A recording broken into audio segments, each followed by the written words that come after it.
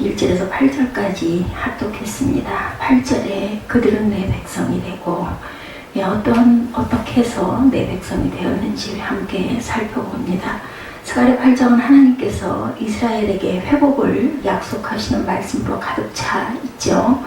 재미있는 것은 오늘 본문에만 만군의 야훼가 말하노라는 표현이 7번이나 계속 반복해서 나옵니다.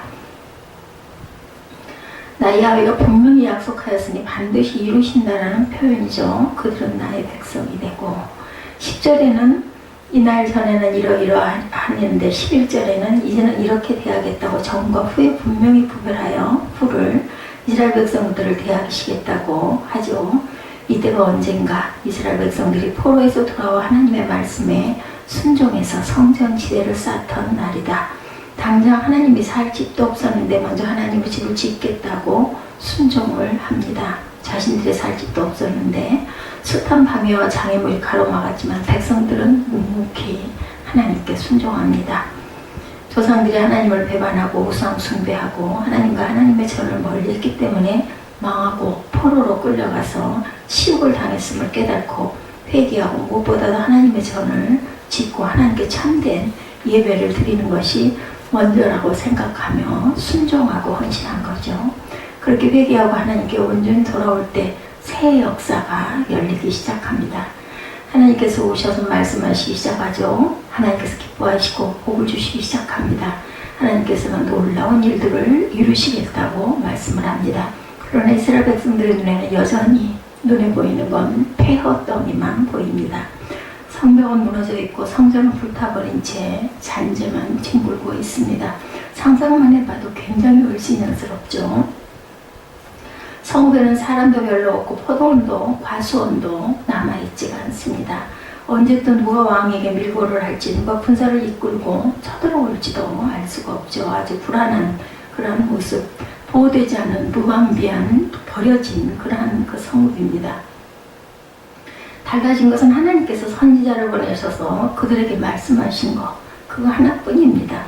하나님께서는 이전과는 확실히 다르게 될 것이라고 거듭 약속을 하시죠. 이제는 하나님께서 그들에게 오셔서 다 회복시켜 주신다고 말씀을 하시는데 이스라엘 백성들의 눈에 기이한 일, 기적 같은 일들을 이루시겠다고 약속을 하는데 이것은 바로 첫 번째 명예를 회복시켜 주신다고 하죠. 이전에는 유대인들이 이방 민족들에게 조롱거리였습니다. 비웃음의 대상이었죠. 선민이라고 뻐기더니 꼴 좋다. 나라는 망하고 도시는 파괴되고 사람들은 죽거나 포로로 끌려가서 바벨론 강가에서 노역이나 하고 너희가 성지는 하나님을 찬양하면 노래 한번 불러보아라 이렇게 비웃죠. 그런 놀림을 받은 유대인들은 수치심에 몸을 떨었습니다. 하나님께서 말씀하죠. 3절과 5절에 내가 시온에 돌아와 예루살렘 가운데 거하리니 예루살렘은 진리의 성읍이라 일컫겠고 만군의 야훼 사는 성산이라 일컫게 되리라 이렇게 말씀을 합니다. 만군의 야훼가 이같이 말하노라 예루살렘 길거리에 늙은 남자들과 늙은 여자들이 다시 앉을 것이라. 다 나이가 많음으로 저마다 손에 지팡이를 잡을 것이요 그 성읍거리에 소년과 소녀들이 가득하여 거기서 뛰놀리라. 하나님께서 돌아와 그들 가운데 거하시니 다시 예루살렘이 진리의 성읍으로 불려지고 시온산은 성산으로 불려지겠다고 말씀하죠. 흩어진 수많은 사람들이 예루살렘이 아름다운 도시가 되었다는 소문을 듣고 다시 돌아와 예루살렘에 살게 됩니다. 예루살렘이 남녀노소가 가득 찬 도시가 되죠. 웃음소리, 노랫소리가 울려 퍼지는 활기찬 도시로 회복이 됩니다. 하나님을 떠나면 하나님이 떠나시죠. 하나님이 떠나시면 수치를 또한 당하게 됩니다. 비웃음거리, 조롱거리의 대상이 되기도 합니다. 사람들이 모두 깔보고 우습게 여기고 또한 함부로 대하죠. 스스로 존귀해지려고 노력하지만 높아지기가 얼마나 어려운지 알 수가 없습니다. 나를 과시해보지만 알아주는 사람이 없어요. 자칫 잘못하면 비웃음의 상태가 되버리고 말죠. 사람들은 우리를 오해하고 온갖 억측을 갖다 붙이고 수치를 안겨주려고만 합니다. 그런데 우리가 회개하고 하나님께 돌아가면 하나님께서 우리에게 돌아오신다라는 거죠. 우리에게 돌아오셔서 우리와 함께 거하시면 우리는 또한 달라진다. 하나님께서 우리를 높여주시기 때문입니다. 존귀하게 높여주십니다. 하나님이 우리에게 존귀한 이름을 주시죠. 하나님께서 우리와 함께 계시면 아무도 우리를 함부로 대할 수가 없습니다. 마구 끌어내리지를 못하죠. 그렇게 함부로 막 대하는 사람이 있으면 하나님이 또한 그를 낮춰버립니다. 그리고 하나님이 계속 사랑하는 자녀들은 높여주신다라는 거죠. 불순종한 것 회개하고 돌이키면 하나님께서 저와 여러분을 높여주신다라는 거죠. 하나님 배반하고 불신앙을 따라간 것 회개하고 돌이키면 하나님이 저와 여러분을 높여주신다. 잃어버린 명예도 회복시켜 주신다. 사람들 가운데 존귀하게 높여주신다는 겁니다. 스스로 높아지려고 몸부림치지 말고 회개하고 하나님께 돌아오라고 말씀을 합니다. 두 번째, 평강을 회복시켜 주신다. 명예를 회복시켜 주시고 두 번째는 평강을 회복시켜 주십니다. 10절에 이날 전에는 아무도 삭을 얻지 못하였고 짐승도 삭슬 받지 못했으며 사람이 원수로 말미암아 평안히 출입하지 못하였으니 내가 모든 사람을 풀어 서로 치하였느니라. 하나님을 멀리하며 하나님의 원수가 되어 하나님을 거스르며 살았을 때 고생만 실컷 하고 대가도 받지 못합니다. 전쟁이 일어나고 난리가 나니 힘없는 사람들이 큰 피해를 보죠. 여기저기 끌려가 힘든 노역에 동원되지만 폼삭을 요구할 수도 없습니다. 전쟁이 일어나니 약탈과 폭행이 일상이 되고 마음대로 돌아다닐 수도 없고 원수만 생기고 누가 공격을 할지 몰라 늘 불안합니다. 어느 곳에서 적군이 튀어나올지 알 수가 없죠. 그 사람이 공격하고 그칠만 하면 또한 저 사람이 저쪽에서 또한 그 적군이 나타납니다. 두려움이 떠나지 않고 염려에 시달리며 스트레스가 이만저만이 아니죠. 그런데 하나님께서 이제는 남은 백성을 옛날과 같지 않게 하시겠다고 약속을 하시죠. 12절에 곧 평강의 씨를 얻을 것이라. 포도나무가 열매를 맺으며 땅이 산물을 내며 하늘은 이슬을 내리리니 내가 이 남은 백성으로 이 모든 것을 누리게 하리라. 평강의 씨앗을 주시겠다고 약속하고 포도나무가 열매를 맺고 땅이 산물을 내며 하늘은 이슬을 내리리라고 약속을 합니다. 너무나 당연하죠. 과수원에서 과일을 수확하고 밭에서 농작물을 수확하는 것이 지극히 당연한 것이라고 하죠. 평화로운 시절에 너무 당연한 일이지만 전쟁과 난리를 겪는 이들에게는 전혀 당연하지가 않습니다. 기적 같죠? 오늘 우리는 이 모든 것을 마음대로 누리고 살 수 있습니다.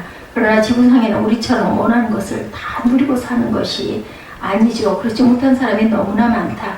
밤에 두려움 없이 가고 싶은 곳을 마음대로 갈 수 있고 아무 불안함 없이 잠자리에 들 수 있는 저와 여러분들은 굉장히 축복을 받은 사람들입니다. 당시 유대인들에게 이런 기본적인 평안이 없었다는 겁니다. 그들에게는 누릴 수 있는 것이 별로 없었습니다. 그런 유대인들에게 하나님께서 평강을 회복시켜 주시겠다고 스가랴를 통해서 말씀을 하시죠. 저와 여러분은 평강을 누리고 계신지, 여러분들 평강하십니까? 아멘. 네, 아멘입니다. 오늘 우리 주위에는 전쟁과 난리를 만나지는 않지만 평강을 잃어버린 채 불안하게 살아가는 사람들이 의외로 많습니다. 불안에 시달리고 두려움에 얽매여 고통을 겪고 있는 사람들이 많죠. 헐벗고 굶주리고 못 먹는 사람들, 질병에 허덕이는 사람들이 많습니다. 스트레스를 극복하지 못한 채 신경쇠약으로 죽음과 싸우는 사람들도 있습니다. 불면증, 우울증 같은 질병으로 고통을 겪는 사람들도 의외로 많습니다. 하나님께서 오늘 저 여러분에게 말씀하시죠. 내가 너희에게 평강을 회복시켜 주시겠다. 불면증과 우울증은 예수 이름으로 명하노니 떠나갈지어다 하고 선포하시기 바랍니다. 염려에 눌리고 불안한 모든 사람들은 하나님이 주신 평강을 받아서 누리며 평안할지어다 하고 우리 선포해 주십시다. 세 번째, 축복을 회복시켜 주신다. 명예를 회복시켜 주시고 평강을 회복시켜 주시고 또한 축복을 회복시켜 주십니다.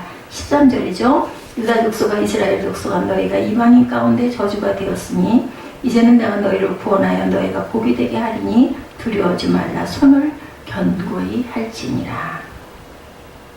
이전에는 저주받은 백성이고 부끄러운 백성이고 모든 사람이 기피하는 백성이었지만 이제는 아니다 라고 말씀을 하죠. 전에는 저주로 인해서 절망해서 어둠 속에 살았지만 이제는 하나님이 구원하셔서 축복이 되게 하신다라는 말씀입니다. 전에는 어쩌면 큰 저주를 많이 받아 불행하기 짝이 없는 사람이었는데 저주가 옮을까 두렵네 하고 침뱉음을 당했지만 이제는 하나님이 사랑하시고 구원하셔서 복을 가득 부어주시니 그 복이 주위 사람들에게 흘러가게 된다는 말씀이죠. 아브라함이 하나님께 복을 받아 복이 되니 아브라함을 통해서 주위 사람들에게 복이 흘러갑니다. 롯에게 복이 흘러가고 롯이 아브라함과 함께 부자가 됩니다. 함께 있는 가나안 여러 족속이 전쟁에 패배해서 재물을 빼앗기고 모두 포로로 끌려가니 아브라함이 하나님께 묻고 집에서 일하는 종들 318명을 이끌고 추격해서 밤에 기습을 해서 그돌라오멜 동맹군들이 모두 놀라 도망을 가는 역사가 일어납니다. 그래서 다섯 부족을 부여하고 재물도 되찾고 롯도 구합니다. 아브라함이 복이 되니 복이 주위 사람들에게 이렇게 마구 흘러간다라는 거죠. 하나님께서 회개하는 이스라엘 백성들의 저주를 떠나게 하고 복을 회복시켜 주셔서 복이 되게 하셨습니다. 그들을 통해서 예수 그리스도를 탄생하게 하셔서 세계 만민이 그리스도를 믿어 구원을 받게 되죠. 심판을 받고 저주를 받고 망하고 불행한 삶의 연속이었는데 회개와 하나님께 돌이켜서 하나님께서 그들을 기뻐하시고 저주를 거두어서 복으로 돌이켜 주십니다.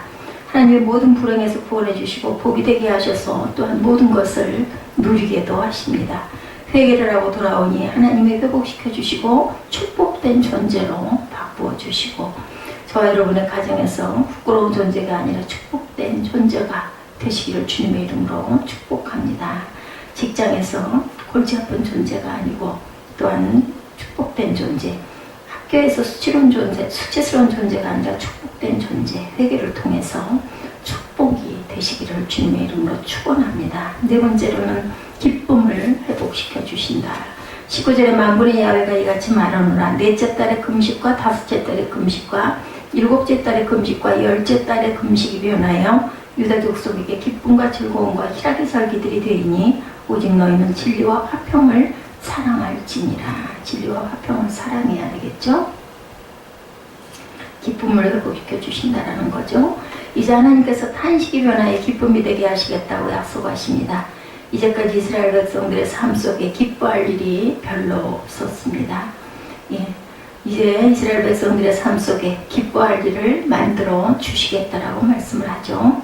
금식이 변하여 유다 족속에게 기쁨과 즐거움과 희락의 절기들이 되리니 오직 너희는 진리와 화평을 사랑할지니라. 금식이 변하여 기쁨과 즐거움과 희락이 되게 하시겠다고 하시죠. 인생을 살면서 슬퍼해야 할 일이 종종 생깁니다. 금식해야 할 때도 생깁니다. 그렇지만 우리가 늘 금식만 하고 슬픔에 잠겨 있다면 믿지 않는 사람들이 그런 우리를 보고 우리를 부러워할 리가 없죠. 그래서 하나님께서는 우리의 삶의 기쁨이 충만하게 만들어 주십니다. 우리가 회개하면 슬픔이 변하여 춤이 되게 해주신다는 겁니다. 우리가 회개하면 탄식이 변하여 즐거움이 가득하게 회복시켜 주시고 우리가 회개하면 근심이 변하여 희락이 넘치도록 회복시켜 주신다는 거죠. 예수 믿는 사람들 안에는 충만한 기쁨이 있고 세상 사람들이 좋은 집에 살면서도 맛볼 수 없는 기쁨이 있습니다. 대단한 일을 성취하면서도 맛볼 수 없는 또한 기쁨이 가득하죠. 성령이 오셔서 역사하심으로 우리는 기쁨의 열매를 맺게 된다.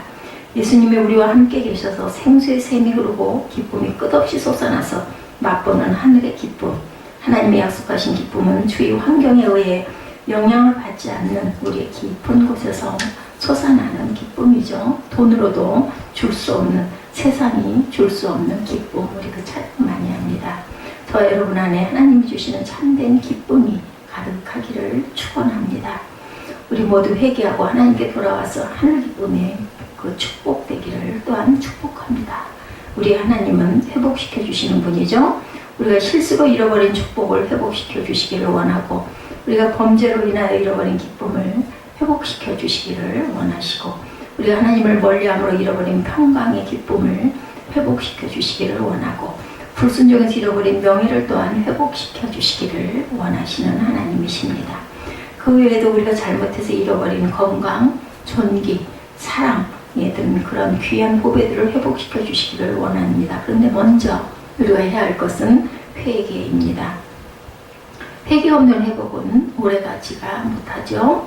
회개 없이 회복시켜주면 곧 다시 잃어버립니다. 그러나 많은 사람들이 회개 없이 회복을 기대하죠. 온전히 회복시켜 주시기를 원하시는 하나님께서는 안타까워하시고 오늘도 저와 여러분을 향하여서 회개하라고 말씀하십니다.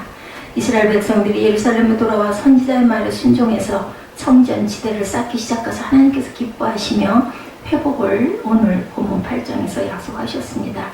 당장 자기들이 살 집도 없으면서 하나님의 전을 먼저 짓겠다고 확신하자 하나님께서 그들의 회개를 받으시고 회복의 은혜를 부어주시는 모습입니다.